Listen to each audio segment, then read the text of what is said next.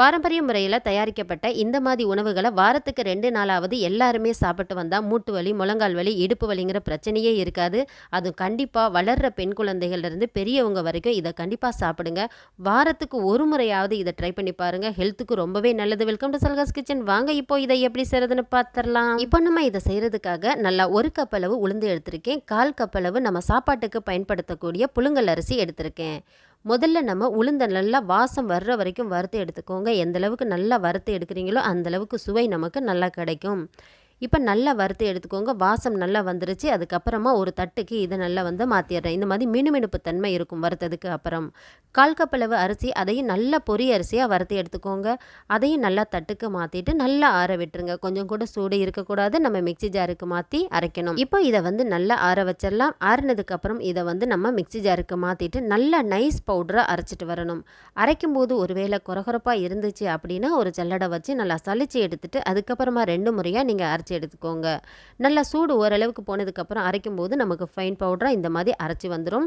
மாவோட அளவு நம்ம வச்சுக்கிட்டு தான் தண்ணி அளவு ஊற்றணும். இந்த கப்பில் சரியாக 1.5 கப் அளவு இருக்குது. ஸோ 1.5 கப் அளவு இருக்கிறதுனால சரியாக 5 கப் அளவு தண்ணி எடுத்துக்கோங்க. கண்டிப்பாக இந்த பக்குவத்தை நீங்கள் கரெக்டாக ஃபாலோ பண்ணிங்க அப்படின்னா சொதப்பல் இல்லாமல் கரெக்டான களி நமக்கு கிடைக்கும். நான் 5 கப்பு அளவு தண்ணி அளந்து வச்சுருக்கேன். அதனால் நான் அப்படியே ஊற்றிக்கிட்டேன். நல்ல அடிகனமான பாத்திரம் வேணும் அப்படிங்கிறதுக்காக தான் நான் இன்றைக்கி குக்கர் எடுத்துக்கிட்டேன். நீங்கள் குக்கர் இல்லாமல் வேறு அடிகனமான பாத்திரம் இருந்தால் எடுத்துக்கோங்க. கொஞ்சமாக உப்பு டேஸ்ட்டுக்காக சேர்த்துக்கோங்க. வாசத்துக்காக ஏலக்காய், கொஞ்சம் கூட கெட்டிகள் இல்லாமல் இதை நல்லா கரைச்சி விட்டுருங்க. ஒருவேளை உங்களால் கரண்டியால் கரைக்க முடியலை அப்படின்னா கைகளை வச்சு கூட நீங்கள் கரைச்சி எடுத்துக்கலாம். இந்த அளவுக்கு நல்லா கரைப்பட்டு இருக்கணும்.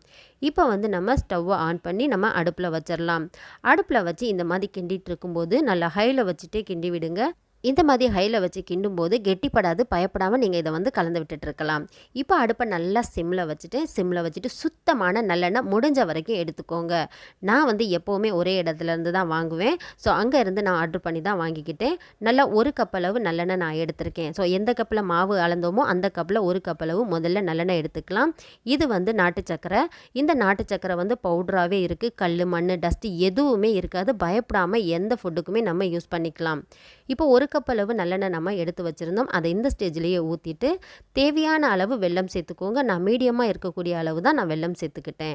அதையும் சேர்த்துட்டு இந்த மாதிரி நல்லா கலந்து விட்டுட்டே இருக்கணும். நம்ம ஊற்றிருக்க நல்லெண்ணெய் கொஞ்சம் கூட வெளியில் தெரியாத அளவுக்கு நம்ம இந்த மாதிரி கலந்து விட்டுக்கிட்டே இருக்கணும். இந்த நல்லெண்ணெயும் வெல்லத்தையும் சேர்த்ததுக்கு அப்புறம் குறைஞ்சது நீங்கள் ஒரு 10 நிமிஷத்துக்கு கலந்து விட்டுட்டே இருங்க. அடிகனமான பாத்திரமாக இருந்தால் தான் சீக்கிரமாக நமக்கு இந்த மாதிரி ஒட்டாமல் அப்படியே சரிக்கும் போது திரண்டு வரணும். அந்தளவுக்கு இருக்கணும். அதுக்கப்புறமா ஒரு 3 டேபிள் ஸ்பூன் லாஸ்ட்டாக நம்ம ஊற்றி விட்டுட்டு இதை இப்படியே கலந்து விடுங்க. நான் பாத்திரத்தை சரித்து காட்டுறேன் பாருங்கள். கொஞ்சம் கூட ஒட்டாமல் இந்த மாதிரி சரிஞ்சு வரணும். இப்படி வந்துச்சு அப்படின்னா நமக்கு களியோட பக்குவம் சரியாக வந்துருச்சு. ஏதாவது ஒரு அச்சு இல்லைன்னா சும்மா கிணத்துல அள்ளி போட்டு கூட நீங்கள் லைட்டாக இந்த மாதிரி குழி மாதிரி போட்டுட்டு மேலே ஒரே ஒரு ஸ்பூன் நல்லெண்ணெயை ஊற்றிட்டு நீங்கள் பரிமாறுங்க. அவ்வளவுதாங்க. இந்த மாதிரி ஒரு ரெசிபி கண்டிப்பாக வாரத்தில் இல்லை மாதத்தில் ஒரு தடவையாவது நம்ம வீட்டு பெண் குழந்தைகள்லேருந்து பெரியவங்க வரைக்கும் செஞ்சு சாப்பிடுங்க. உடம்பு ஆரோக்கியத்துக்கு இது ஒன்றே போதுன்னு தான் சொல்லணும். மூட்டு வலி, முழங்கால் வலி, இடுப்பு வலி அப்படிங்கிற பிரச்சனையே வராது. கண்டிப்பாக இந்த ரெசிபி உங்கள் எல்லாருக்கும் யூஸ்ஃபுல்லாக இருக்கும்னு நினைக்கிறேன். படிச்சு இவ்வளவு நாள் எல்லாருமே பருத்திப்பால் செய்கிறது ரொம்ப கஷ்டம்னு யோசிச்சுட்டு இருந்தீங்களா? அப்போ உடனே கிச்சனுக்கு போய் பருத்தியை வாங்கி இந்த மாதிரி டெய்லி உங்கள் வீட்டில் உள்ளவங்களுக்கு செய்து கொடுங்க. மண் பாத்திரத்தில் பாரம்பரியமான முறைப்படி இந்த பருத்திப்பாலை ரொம்ப ரொம்ப சுலபமாக எப்படி செய்கிறதுன்னு தான் பார்க்க போகிறோம். பருத்திப்பால் குடிக்கிறது ரொம்ப ரொம்ப உடம்புக்கு நல்லது. வெல்கம் டு சல்காஸ் கிச்சன். வாங்க எப்படி செய்கிறதுன்னு பார்த்துடலாம். இப்போ நம்ம பருத்திப்பால் செய்கிறதுக்காக பருத்தி விதைகள் நம்ம வாங்கி வச்சுருக்கோம். பருத்தி கஞ்சி வைக்க போகிறோம் அப்படின்னு கேட்டு வாங்கிக்கோங்க. இப்போ 1 கப் அளவு நான் எடுத்திருக்கேன். அதை நல்லா 2லேருந்து 3 தண்ணி ஊற்றி நல்லா கழுவி எடுத்துக்கோங்க. முதல் தண்ணி ஊற்றி நல்லா இந்த மாதிரி அழுத்தி அழுத்தி பிசைஞ்சு கழுவிட்டு இதே மாதிரி ஒரு 3 தண்ணி ஊற்றி நல்லா கழுவி எடுத்துடணும். இந்த தண்ணியை நல்லா நம்ம வடிகட்டி எடுத்துடலாம். அதுக்கப்புறமா நார்மலாக நம்ம நல்ல தண்ணி குடிக்கிற தண்ணி இருக்குல்ல, அந்த தண்ணியை ஊற்றி 8லேருந்து 10 மணி நேரத்துக்கு நல்லா ஊறணும். இப்போ மேலே தண்ணியில் போடும்போது மிதந்துட்டு இருக்குது பாருங்கள். நல்லா ஊறிடுச்சு அப்படின்னா அது அப்படியே உள்ளே அமுங்கி போயிடும். 1 கப்புக்கு நம்ம 1/4 கப் அளவுக்கு அரிசி எடுத்துக்கோங்க. நார்மலாக நம்ம வீட்டில் சாப்பாட்டுக்கு ஆக்கி சாப்பிடுவோம்ல அந்த அரிசி எடுத்துக்கோங்க. இதை இப்போ ஊற வைக்க வேண்டாம். இப்போ நான் காலையில் தான் செய்வேன். ஸோ காலையில் செய்கிறதுக்கு 2 மணி நேரத்துக்கு முன்னாடி நான் அரிசியை ஊற வச்சுட்டேன். பருத்தி எல்லாமே நல்லா ஊறி எந்த அளவுக்கு வந்திருக்கு பாருங்க. அதோட கலரும் நல்லா கருப்பா வந்துருச்சு. மறுபடியும் நல்லா 4, 5 தண்ணி ஊத்தி இந்த மாதிரி கழுவி எடுத்ததுக்கப்புறம், இது பார்க்கும்போது உங்களுக்கு தெரியும் நல்லா ஊறிருச்சுன்னு. இப்போ இது எல்லாத்தையுமே நான் ஒரு மிக்ஸி ஜாருக்கு மாத்திக்கிறேன். இந்த மாதிரி மிக்ஸி ஜாருக்கு மாற்றினதுக்கப்புறம் நிறைய தண்ணி ஊற்றிட வேண்டாம். கொஞ்சம் கொஞ்சமாக நம்ம தண்ணி ஊற்றிக்கலாம். இந்த அளவுக்கு தண்ணி ஊற்றி மூடிட்டு நல்லா இந்த மாதிரி அரைச்சிட்டு வந்துடுங்க. இப்போ உங்களுக்கு எப்படி இருக்குது பாருங்கள். இதை வந்து நம்ம தேங்காய் பால் எடுப்போம்ல, அது மாதிரி தான் எடுக்கணும் இந்த பருத்தியை. இப்போ ஒரு ரவுண்டுக்கு நான் அரைச்சிட்டு வந்ததுக்கப்புறமா இது எல்லாத்தையுமே புழிஞ்சு நான் பால் எடுத்துக்கிறேன். இந்த மாதிரி பால் எடுத்ததுக்கப்புறம் இந்த சக்கைகளை வந்து தூக்கி போட்டுற வேண்டாம். இன்னும் 2 தடவைக்கு நீங்கள் வந்து தண்ணியை ஊற்றி எடுக்கணும். நல்லா இந்த மாதிரி ஒரு நல்ல ஸ்டீல் வடிகட்டி எடுத்துக்கோங்க. நம்ம 2 தடவை வடிகட்டணும். இப்போ வந்து நம்ம இந்த வடிகட்டியில் வடிகட்டி எடுத்துக்கலாம். இந்த மாதிரி வடிகட்டி எடுத்ததுக்கப்புறமா இப்போ இந்த சக்கைகள் எல்லாத்தையும் மறுபடியும் நான் மிக்ஸி ஜாருக்கு மாற்றிட்டு தண்ணியை ஊற்றி மறுபடியும் ஒரு 2லேருந்து 3 தடவை மாற்றி நான் தண்ணி ஊற்றி நல்லா தேங்காய் பால் எடுக்கிற மாதிரி நான் எல்லாத்துக்குமே அரைச்சி பால் எடுத்துக்கிறேன். எந்த அளவுக்கு நீங்கள் கொஞ்சம் கொஞ்சமாக தண்ணி ஊற்றி இந்த அளவுக்கு எனக்கு பால் வந்துச்சு. அதாவது 1 கப்பு பருத்தி எடுத்தேன். அதில் ஒரு 8 கப் அளவு நான் தண்ணி சேர்த்துருக்கேன். இப்போ இது உரமாக இருக்கட்டும். இது வந்து நமக்கு வேஸ்ட்டு தான். ஸோ தூக்கி போட்டுற வேண்டாம். பக்கத்தில் ஆடு மாடு வளர்த்தாங்க அப்படின்னா அவங்களுக்கு நீங்கள் கொடுக்கலாம். இப்போ இது 2மே உரமாக இருக்கட்டும். நம்ம ஆல்ரெடி அரிசி நல்லா ஊற வச்சுருந்தோம். அந்த அரிசியும் நல்லா ஊறிடுச்சு. அது ஒரு மிக்ஸி ஜாருக்கு மாற்றிக்கலாம். நான் வந்து 1 கப் அளவு பருத்தி எடுத்திருந்தேன். அதுக்கு 1/4 கப் அளவு அரிசி சரியாக இருந்துச்சு. நல்லா தண்ணி ஊற்றி நல்லா தண்ணி மாதிரி அரைச்சி எடுத்துக்கோங்க. கெட்டியாக இருந்துடக்கூடாது. நல்லா தண்ணியாக இருக்கணும். இப்போ இதுவும் இருக்கட்டும். நம்ம இப்போ செய்ய ஆரம்பிச்சிடலாம். இந்த அளவுக்கு நான் தண்ணியில் நல்லா கலந்து வச்சுருக்கேன் பாருங்கள். அதாவது பருத்தி பால் எந்தளவு தண்ணியாக இருக்கோ அதே அளவு இதுவும் தண்ணியாக இருக்குது. ஏன்னா ஒரு 20 நிமிஷத்துக்கு இது குக் பண்ணணும். நார்மலான பாத்திரத்தில் நீங்கள் பண்ணுறதை விட நீங்கள் மண் பாத்திரம் எடுத்துக்கோங்க, ரொம்ப நல்லது. இப்போ டீ எல்லாம் வடிகட்டுவோம்ல, இல்லை அந்த மாதிரி வடிகட்டி இல்லை அப்படின்னா ஒரு காட்டன் துணி எடுத்து அதில் வடிகட்டிக்கோங்க. இப்போ இது எல்லாத்தையும் நம்ம நல்லா வடிகட்டி எடுத்துக்கலாம். இப்போ பாருங்கள், எல்லாத்தையும் நம்ம நல்லா வடிகட்டி எடுத்துட்டோம். இன்னும் வந்து ஒரு 1/2 கப் அளவுக்கு தண்ணி சேர்த்துக்கலாம். மொத்தமாக நான் 8 கப் அளவு தண்ணி சேர்த்துருக்கேன். அதாவது 1 கப்புக்கு 8 கப் அளவு தண்ணி. இப்போ இது இருக்கட்டும். இது வந்து நான் இன்னும் ஸ்டவ்வை ஆன் பண்ணலை. ஸோ அப்புறமா நம்ம ஆன் பண்ணிக்கலாம். இப்போ எனக்கு வெல்லம் தேவையான அளவு இந்த மாதிரி கட்டி வெல்லமாக எடுத்திருக்கேன். ஸோ 3 துண்டு வெல்லம் எனக்கு சரியாக இருக்கும் 1 கப்புக்கு. அதை நல்லா தண்ணி ஊற்றி அந்த பக்கமாக நல்லா கரையட்டும் விட்டுறேன். இன்னும் நான் ஸ்டவ்வை ஆன் பண்ணவே இல்லை. இப்போ அரிசி வந்து நம்ம அரைச்சி வச்சுருந்தோம்ல, அந்த தண்ணியவும் சேர்த்ததுக்கு அப்புறமா தான் நம்ம இந்த மாதிரி கலந்து விடணும். ஒருவேளை அரிசி அரைச்சது உங்களுக்கு நறுன்னு இருந்துச்சு அப்படின்னா அதையும் நீங்கள் நல்லா வடிகட்டி தான் சேர்த்துக்கணும். இதோட பக்குவம் எப்படி இருக்கும்னா, நம்ம குக் பண்ணிக்கிட்டு இருக்கும்போது லைட்டாக ஒரு எல்லோ கலர் வரும். அதுதான் நமக்கு சரியாயிருச்சுன்னு பக்குவம். பாருங்கள், நல்லா கொதித்து பொங்கி கீழே ஊற்றிருச்சு. ஸோ உங்களுக்கு அந்த பக்குவம் தெரியணும் அப்படிங்கிறதுக்காக தான் நல்லா நான் பொங்கி ஊற்றுற அளவுக்கு நான் காட்டியிருக்கேன். இப்போ நல்லா கொதித்து பொங்கி ஊற்றி மஞ்சள் கலர் வந்துருச்சு. இப்போ நம்ம வெள்ளைப்பாக ஊற்றிக்கலாம். இது ஸ்வீட் வந்து உங்கள் தேவைக்கு ஏற்ற மாதிரி சேர்த்துக்கோங்க. நான் என்னோடய தேவைக்கு ஏற்ற மாதிரி நான் சேர்த்துருக்கேன். இப்போ அடுப்பை நல்லா சிம்மில் வச்சுக்கோங்க. முதல்ல பருத்தி பாலை மட்டும் வச்சு நீங்கள் கிண்டிட்டிங்கன்னா அப்படியே திரண்டு போயிடும். இப்போது பருத்தி பாலுக்கு முக்கியமாக தேவை சுக்கு, திப்பிலி, சித்தரத்தை. இது 3ஐயும் நான் அரைச்சி வச்சுருக்கேன். அதுலேருந்து 1 ஸ்பூன் சேர்த்துக்கிட்டேன். ஏலக்காயை மட்டும் நம்ம அது கூட சேர்க்காம இந்த மாதிரி நான் நச்சு சேர்த்துக்கிட்டேன். இப்போது இது எல்லாத்தையும் சேர்த்து இந்த மாதிரி நல்லா கலந்து விட்டுக்கோங்க. இப்போ இதுக்கு நம்ம இன்னும் வந்து உப்பு சேர்க்கலை. இப்போ வந்து 1/4 டீஸ்பூன் அளவு உப்பு சேர்த்துக்கலாம். உப்பையும் சேர்த்துட்டு இந்த மாதிரி கலந்து விட்டுக்கோங்க. சுக்கு, சித்தரத்தை, திப்பிலி அரைச்சி வச்சது வந்து பவுட்ரு பண்ணி வச்சிட்டிங்கன்னா வெறும் சுடுதண்ணியில் கூட நீங்கள் வாரத்துக்கு ஒரு தடவை போட்டு டீ மாதிரி குடிச்சிங்கன்னா ரொம்ப நல்லது. இப்போ சூப்பராக நமக்கு பருத்திப்பால் ரெடி ஆயிருச்சு. தேங்காய் துருவல் வந்து உங்கள் இஷ்டத்துக்கு நீங்கள் சேர்த்துக்கலாம். சேர்த்துட்டு கலந்து விட்டுட்டு பரிமாறிடுங்க. டெய்லி காலையில் குடிக்க முடியலைனாலும் ஞாயிற்றுக்கிழமை நாளில் சரி இது போல் நீங்கள் செய்து குடிங்க. ரொம்ப ரொம்ப உடம்புக்கு நல்லது.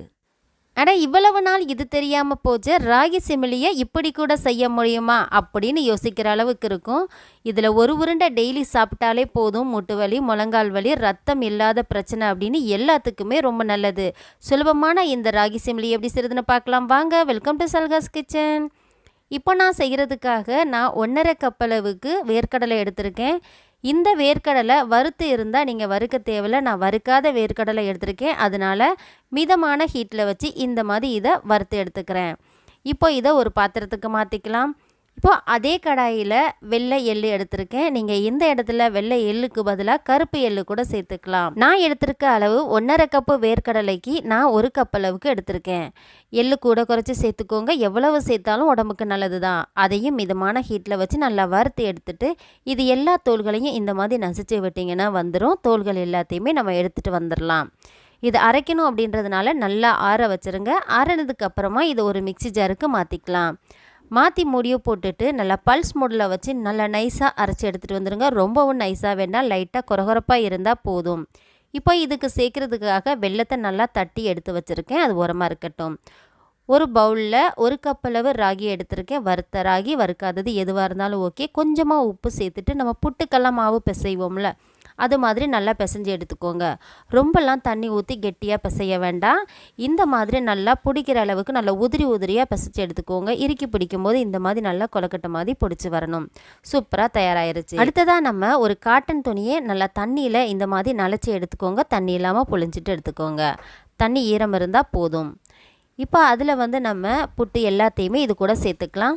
சேர்த்துட்டு இது எல்லாத்தையும் நல்லா பரப்பி விட்டுட்டு 4 மூலைக்கும் இந்த மாதிரி கவர் பண்ணி விட்டுருங்க. கவர் பண்ணி விட்டுட்டு இதை நல்லா தண்ணி கொதிச்சதுக்கப்புறமா இட்லி பாத்திரத்தில் வச்சு ஒரு 5 நிமிஷத்துக்கு வேக வச்சுருங்க. இப்போது 5 நிமிஷம் ஆயிடுச்சு. நான் ஓப்பன் பண்ணி பார்க்குறேன். சூப்பராக நமக்கு வெந்துருச்சு. கையில் லைட்டாக எடுத்து நம்ம இப்படி நசிச்சு பார்த்தோம் அப்படின்னா உருண்டுட்டு வரும். அதுதான் அதோட பக்குவம். இப்போ நம்ம இன்னொரு பவுலுக்கு இதை மாற்றிக்கலாம். எல்லாத்தையுமே நல்லா இந்த மாதிரி எடுத்துருங்க. பாருங்கள், நல்லா வெந்துருச்சு. இப்போ சூடாக இருக்கும்போதே நான் 1/2 கப் அளவு தேங்காய் துருவல் எடுத்திருக்கேன். 1/2 கப்பு 1 கப்பு எவ்வளோ எடுத்தாலும் நல்லது தான். அது கூடவே அரைச்சி வச்சுருக்கக்கூடிய எள்ளு, வேர்க்கடலை, தேவைக்கு ஏற்ப நீங்கள் வெல்லம் சேர்த்துக்கோங்க. இந்த இடத்துல நீங்கள் கருப்பட்டி கூட சேர்த்துக்கலாம். நீங்கள் 1 வாரம் 10 நாள் வச்சு சாப்பிட போகிறீங்க அப்படின்னா தேங்காவை கொஞ்சம் மிதமான ஹீட்டில் வச்சு வறுத்து எடுத்துக்கோங்க. இப்போ இது கூடவே 2லேருந்து 3 டேபிள் ஸ்பூன் வரைக்கும் நல்லா சுத்தமான நெய் நாங்கள் வீட்டிலேயே செஞ்சது நான் சேர்த்துக்கிட்டேன். அதையும் சேர்த்துட்டு இந்த மாதிரி நல்லா கலந்து விடுங்க. கைகளில் நல்லா மிதமான ஹீட்டில் இருக்கும்போது இதை நம்ம இந்த மாதிரி செஞ்சிடணும். அப்போ தான் அந்த சூட்டுக்கு நம்ம வெல்லம் சேர்த்துருக்கோம், அதெல்லாம் இலகி சூப்பராக இந்த மாதிரி ஈரத்தன்மையாக வரும். இந்த மாதிரி நான் செஞ்சு இந்த லட்டு எனக்கு 1 வாரம் வரைக்கும் வச்சுருந்தேன். டெய்லி காலையில் சாயங்காலம் ஒன்று எடுத்து சாப்பிட்டாங்க. ரொம்பவே சூப்பராக இருந்துச்சு. குழந்தைகளுக்கு ஸ்நாக்ஸுக்கு நம்ம இதில் ஒவ்வொன்றும் வச்சு அனுப்பலாம். அவ்வளோ ஆரோக்கியமானது. ஸ்கூல் விட்டு வந்ததும் ஏதாவது சாப்பிடணும்னு கேட்பாங்க. அந்த டைமில் கூட நீங்கள் ஒன்று செஞ்சு கொடுக்கலாம். ரொம்ப சுலபமான முறையில் அடை தட்டி அதை சேர்த்து செய்கிறது கூட கொஞ்சம் கஷ்டமாக இருக்கும். இந்த பக்குவத்தில் நீங்கள் ட்ரை பண்ணி பாருங்கள். கண்டிப்பாக எல்லாருக்கும் ரொம்பவே பிடிக்கும். இதை பார்க்கும்போதே உங்களுக்கு தெரியும், சாப்பிடணும் போல் இருக்கும். டேஸ்ட்டு ரொம்பவே அருமையாக இருந்துச்சு. ஒன்று சாப்பிட்டீங்க அப்படின்னா எல்லாத்தையும் கொடுங்க அப்படின்னு சாப்பிடுவாங்க. அவ்வளோ அருமையாக இருந்துச்சு. இதே போல் ஒரு பக்குவத்தில் நீங்களும் ட்ரை பண்ணி பாருங்கள். சத்தான இந்த உணவை உங்கள் வீட்டில் உள்ளவங்களுக்கு செய்து கொடுத்துட்டு டேஸ்ட் எப்படி வந்துச்சுன்னு கமெண்ட் பண்ணுங்கள். நெக்ஸ்ட் ஒரு வீடியோவோட பார்க்கலாம்பா. இந்த ஒரே ஒரு மாவு நம்ம வீட்டில் இருந்துச்சுன்னா ஹார்லிக்ஸு, பூஸ்ட்டு எதுவுமே தேவைப்படாது. அது எல்லாத்தையும் தூக்கி வீசிட்டு இந்த மாவை மாதத்துக்கு ஒரு தடவை இல்லை 6 மாதத்துக்கு ஒருக்கா கூட அரைச்சி வச்சிட்டிங்கன்னா குழந்தைகளுக்கு அவ்வளோ ஆரோக்கியமானது. குழந்தைங்க மட்டும் இல்லை, பெரியவங்களும் இதை சாப்பிடலாம். வெல்கம் டு சல்காஸ் கிச்சன். வாங்க இப்போ எப்படி செய்கிறதுன்னு பார்க்கலாம். இப்போ நம்ம மாவு அரைக்கிறதுக்காக நான் 1/2 கிலோ அளவுக்கு கருப்பு உளுந்து எடுத்திருக்கேன். அதை நல்லா ஒரு தண்ணியில் கழுவி கொஞ்சம் தண்ணி போனதுக்கப்புறமா இந்த மாதிரி 2 பாகமாக பிரித்து நல்லா வறுத்து எடுத்துக்கோங்க. கருப்பு விழுந்துங்கிறதுனால வறுப்பட்டது தெரியாது. அடுப்பை நல்லா சிம்மில் வச்சுட்டு வருங்க. அந்த வெள்ளையாக இருக்கக்கூடிய பாகம் லைட்டாக ப்ரௌனாக மாறி வரும். அது வரைக்கும் கொஞ்சம் வாசமும் கூட வரும். மிச்சம் இருக்கக்கூடிய பாதியவும் நான் சேர்த்துக்கிறேன். ஆல்ரெடி கொஞ்சமாக நான் வறுத்து வச்சுருந்த பொரி அரிசியும் அதுக்குள்ளே இருக்குது. அதையும் சேர்த்து நான் வறுத்து எடுத்துக்கிறேன். நான் ஒரு வாரத்துக்கு ஒருக்கா மாதத்துக்கு ஒருக்கா செய்வேன். ஆனால் இந்த தடவை இப்படி செய்யும்போது ஒரு 3 மாதத்துக்கு எனக்கு சரியாக இருக்கும். உளுந்து எல்லாத்தையுமே நான் வறுத்து எடுத்துக்கிட்டேன். இப்போது நம்ம வீட்டில் சாப்பாட்டுக்கு பயன்படுத்தக்கூடிய பொன்னி அரிசி தான் எடுத்துக்கிட்டேன். நீங்கள் இந்த இடத்துல ரேசன் அரிசி கூட எடுத்துக்கலாம். ஆனால் நம்ம பச்சரிசி சேர்க்க வேண்டாம். இப்போ அரிசியும் சேர்த்துட்டு அடுப்பை மிதமான ஹீட்டில் வச்சு இந்த மாதிரி பொரி அரிசியாக நல்லா வறுத்து எடுத்துக்கோங்க. இப்போ இது எல்லாத்தையுமே ஒரு தட்டுக்கு மாற்றிட்டேன். இது கூடவே 75 கிராம் அளவுக்கு பாதாம் சேர்த்துக்கிட்டேன். இந்த இடத்துல பாதாம் நீங்கள் எவ்வளவு சேர்த்தாலும் அது உங்களுடைய இஷ்டம்தான். இப்போது மிதமான ஹீட்டில் வச்சு பாதாம் பருப்பையும் நல்லா இந்த மாதிரி வறுத்து எடுத்துக்கோங்க. அது கூடவே நல்லா வாசமாக இருக்கிறதுக்காக கொஞ்சமாக ஏலக்காயும் சேர்த்துட்டு அடுப்பை நல்லா ஆஃப் பண்ணதுக்கப்புறம் இந்த மாதிரி கலந்து விட்டுட்டேன். இப்போது ஏற்கனவே வறுத்து வச்சுருக்கக்கூடியதில் எல்லாத்தையுமே சேர்த்துட்டு நல்லா ஆற விட்டுருங்க. நல்லா ஆறுனதுக்கு அப்புறமா தான் அரைக்கணும். சூடாக கொடுத்து அரைக்க வேண்டாம். வீட்டில் அரைக்கிறதா இருந்தாலும் அதுதான் பக்குவம். இப்போ இது எல்லாமே நல்லா ஆறிடுச்சு. இதை நல்லா இந்த மாதிரி கலந்து விட்டுட்டு நான் ஒரு ஜாரில் போட்டு இதை அனுப்பிட்டேன். நல்லா அரைச்சிட்டு வந்துட்டாங்க. நம்ம வீட்டில் அரைக்கும்போது கொஞ்சமாக கொரகொரப்பு இருக்கும். ஆனால் மில்லில் கொடுத்து அரைச்சிட்டோம்னா நமக்கு என்ன வேணாலும் செஞ்சு சாப்பிட்றதுக்கு அந்த மாவு வந்து பக்குவம் நல்லாயிருக்கும். இதை வந்து நல்லா மில்லில் அரைச்சதுக்கப்புறம் சூடு அதிகமாக இருக்கும். சூடு ஆறுற வரைக்கும் இந்த மாதிரி தட்டில் போட்டு ஆற வச்சுட்டு களி கிண்டிக்கலாம். அதே நேரத்தில் உளுந்தங்கஞ்சி கூட கிண்டிக்கலாம். உளுந்தங்களி உளுந்தங்கஞ்சி ரெசிபி வந்து நம்ம சேனலில் இருக்குது. இப்போ வந்து நம்ம செய்ய போகிறது லட்டு மாதிரி பிடிக்க போகிறேன். ரொம்ப இன்ஸ்டண்ட்டாக நம்ம குழந்தைங்களுக்கு ஸ்நாக்ஸ் கேட்டாலும் சரி, காலை சாப்பாட்லேயும் ஈவினிங் சாப்பாட்டுக்கும் இதை நீங்கள் ட்ரை பண்ணி பார்க்கலாம். 2 ஸ்பூன் வரைக்கும் நான் சேர்த்துக்கிட்டேன். இதில் வந்து ஒரு 5லேருந்து 6 உருண்டை வரைக்கும் வரும். இதில் 1 ஸ்பூன் வரைக்கும் நெய் சேர்த்துக்கோங்க. சேர்த்துட்டு தேவையான அளவு வெல்லம், அது கூடவே பாதி மூடி தேங்காயும் சேர்த்துட்டு ஒரு பிஞ்சளவு உப்பு சேர்த்துட்டு இதை நல்லா கலந்து விட்டுக்கோங்க. தண்ணி வந்து நிறைய ஊற்றிட வேண்டாம். தெளித்து விட்டு தான் நம்ம இதை வந்து பிசைஞ்சு எடுத்துக்கணும். இதே போல் உளுந்தங்களியை வந்து நம்ம சேனலில் இருக்குது, செக் பண்ணி பாருங்கள். ரொம்ப ரொம்ப அருமையாக இருக்கும். இதே போல் 2 ஸ்பூன் போட்டாலே போதும். 2லேருந்து 3 பேர் சாப்பிட்ற வரைக்கும் உளுந்தங்களி உளுந்தங்கஞ்சி செஞ்சுக்கலாம். இந்த மாவு வந்து கண்டிப்பாக கெட்டு போகாது. 6 மாதம் இல்லை 1 வருஷம் ஆனாலும் அப்படியே தான் இருக்கும். நல்லா சுட சுட இருக்கக்கூடிய தண்ணியை ஊற்றி இந்த மாதிரி நல்லா கலந்து விட்டுக்கோங்க. இப்போ இது எல்லாத்தையும் சேர்த்து உருண்டை பிடிச்சி வச்சு குழந்தைகள்லேருந்து பெரியவங்க வரைக்கும் செய்து சாப்பிடுங்க. டீ கூட இதை சாப்பிட்டோம் அப்படின்னா அவ்வளோ அருமையாக இருக்கும். இதே போல் நீங்களும் ட்ரை பண்ணி பாருங்கள். எப்படி வந்துச்சுன்னு கமெண்ட் பண்ணுங்கள். நெக்ஸ்ட் ஒரு இன்ட்ரெஸ்டிங்கான வீடியோட பார்க்கலாம்.